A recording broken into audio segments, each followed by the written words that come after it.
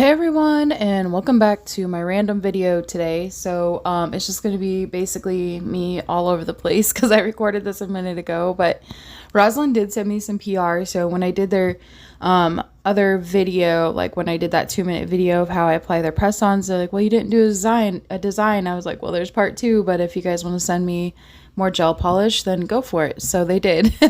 So I will be reviewing more of their gel polish. It's going to be a part 1 and a part 2 because it would have been way too long for the nail art that I did. The video would have been like, I don't know, very long. So yeah, let's go ahead and get into these colors. So there were 45 colors in this box, and then there are the matte coat, the base coat, the matte top coat, and the shiny top coat all come in the kit together. So I thought that was really cool. You definitely get a wide selection and variety of colors, and I really liked all of the springy and the light colors and different things like that. I also really like this packaging. And there are some other things that we're going to be getting into today, but these are the Rosalind minis, so they're only 5 mLs. And here I'm just showing you how big the bottle is and some of the ingredients on the back and different things like that. And it also came, of course, with very, very nice instructions. Everything is detailed and broken down as to how to apply the gel polish, how to remove it, different things like that. So I did have to put the colors in numerical order just because that's how I am.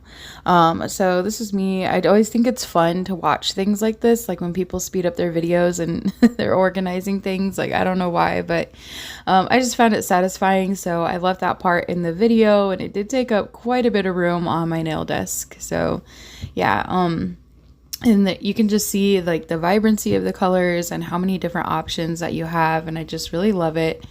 I did have to take an intermission and make some gloves for baby Cheeto. We had to, blow some gloves up. Yeah, glove balloons. So it's her thing. So, this is also my, so people were interested in my label maker recently.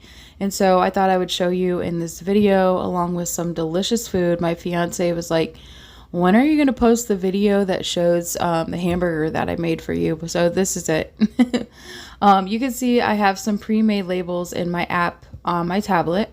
And one is for Mariah all by herself. And the other one is it's so that I can use the same font every single time. So after I saved these Born Pretty labels, I was like, I really like that font and I want to keep it consistent on my Swatch sticks.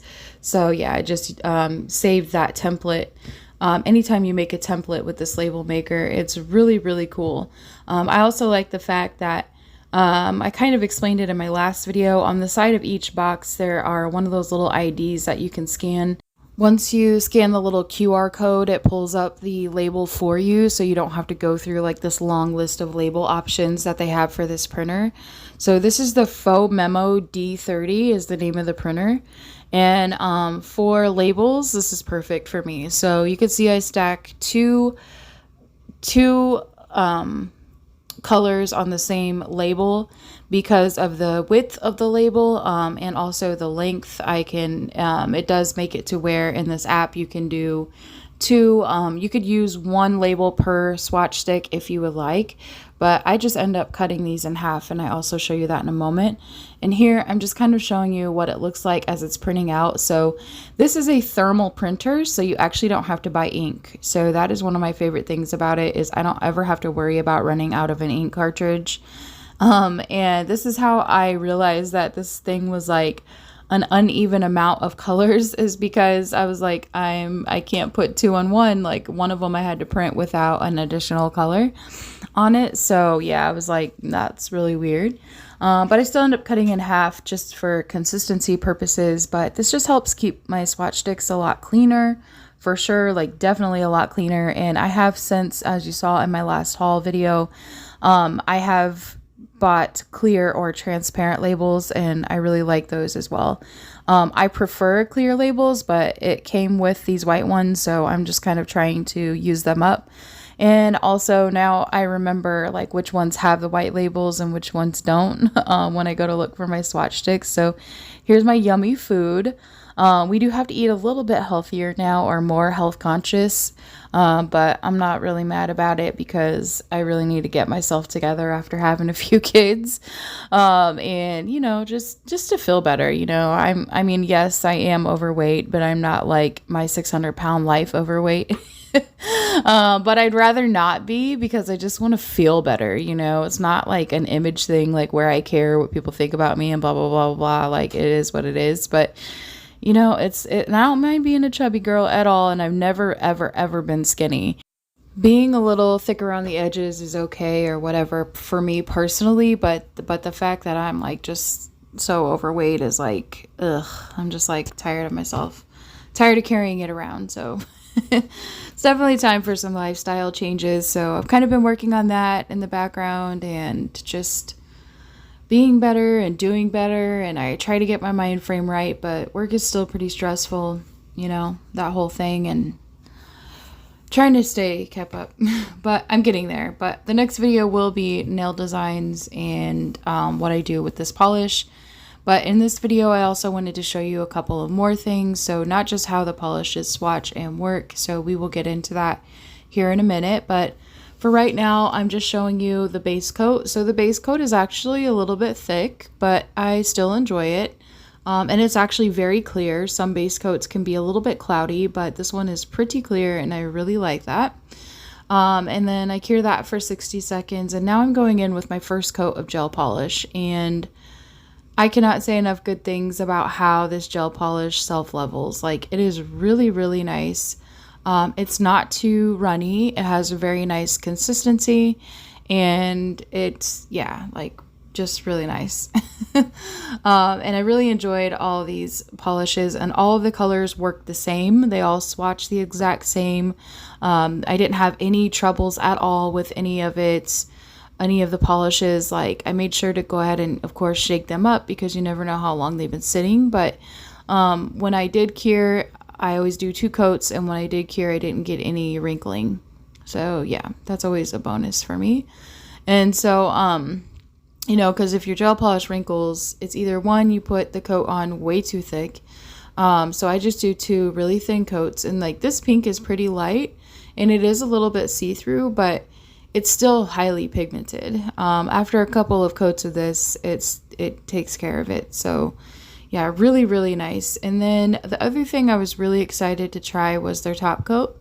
And I was like, man, let's go ahead and see what the matte top coat is like, right? So I did one of these shiny and one of these matte, and you just honestly can't even tell. But in order to stay organized and keep everything in order, I did decide to keep the box and just use it for storage, because that's honestly the easiest thing you can do when they come in these boxes. It's kind of nice.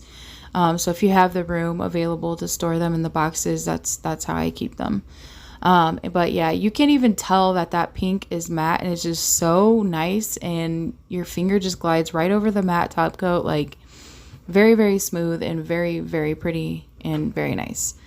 So now I'm just going to show you a series of all of the colors. So after I do a row of color, there's 11 colors in each row, and then I show you what they look like all together. And yeah, just really, really pretty. I love this blue. There's also another blue that I really like coming up here in a minute. But I did have 4 rows of colors because there's so many, but you can see it ranges from pink to nudes, to purples, blues, orange. It's got every single color in this collection. It was just really, really pretty.